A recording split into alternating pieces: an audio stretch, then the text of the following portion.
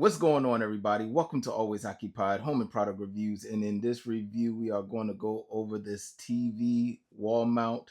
This one is a budget-friendly wall mount, and this one says it does 15 to 32 inches.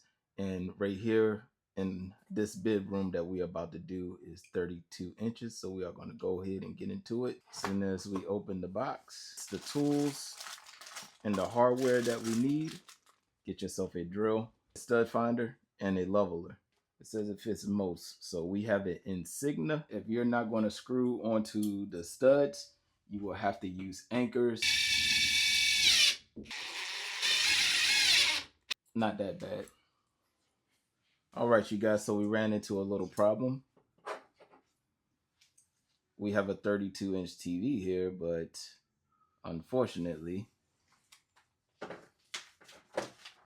this is for a different type of TV because it says it fits most 32 inches. So I was expecting them to have like an extra extension, like how everything else do, but I will have to go back to the drawing board, you guys.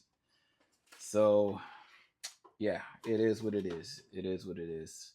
I will have to return it and we will have to look for something else.